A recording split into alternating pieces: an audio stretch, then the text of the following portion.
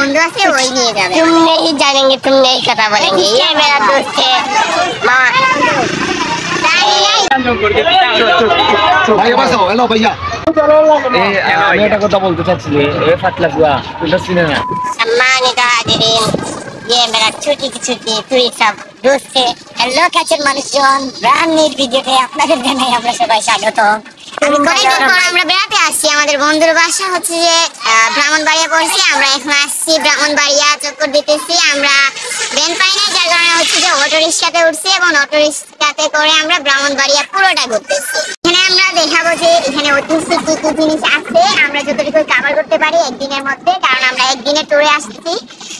এবং কি আপনারা যদি সিলেট থেকে আসতে চান সেক্ষেত্রে আপনারা আসতে পারবেন খুব সহজে। বাস আছে এবং কি ট্রেন আছে, দুটোই অ্যাভেলেবল আছে। বাসের জন্য আপনাদের কাছ থেকে ভাড়া নেবে হচ্ছে যে 400 টাকা, আর হচ্ছে যে যদি ট্রেনে এসি বগিতে করে আসেন তাহলে 645 টাকা আপনাদের কাছে নেবে।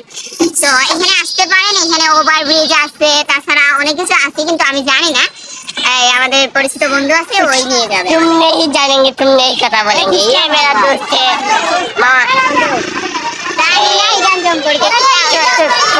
ভাইয়া বাসাও, হ্যালো ভাইয়া। আমি একটা কথা বলতে চাচ্ছি, এ ফাতলা বুয়া, এটা চিনে না।